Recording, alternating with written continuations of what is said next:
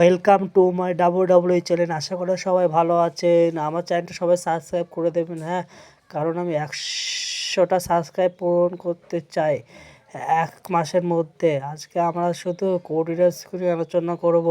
আজকে কোরিডোর স্ম্যাকডাউনে এসে বলে যে আমি এখন পুরোপুরি মেডিকেল ক্লিয়ার এবং আমার সাথে যে কেউ এখন চ্যালেঞ্জ করতে পারে এবং তাকে আমি একটি টাইটেল ম্যাচের জন্য সুযোগ দেবো।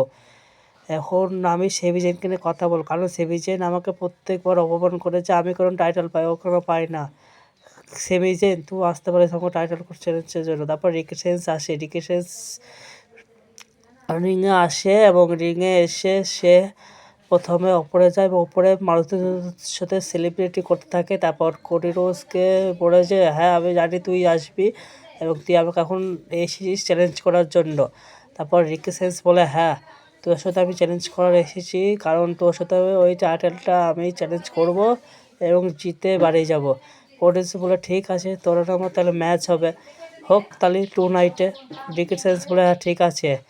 কোরিডোর বলে তাহলে আমার সাথে হ্যান্ডশেক কর। রিকেসেন্স একটা হ্যান্ডশেক করে দুজনা রিং থেকে চলে যায়। তারপর সেভিজেনের সাথে কোরিডোসে দেখা হয়।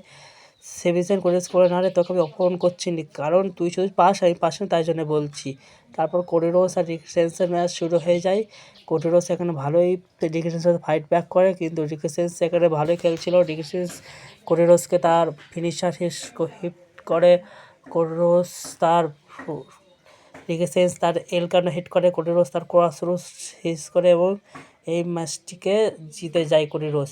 তারপর কোরিডোস জিতার পর কোরিডোস সেলিব্রিটি করতে থাকে টাইটেলে। তারপর রিংজারের গুণ তার কোরিডোসকে তার সাবমিশন হোল্ডে ফাঁসিয়ে দেয় এবং সে কোরিডোসকে বলে যে আমি তোর নেক্সট চ্যালেঞ্জার হতে পেরেছি।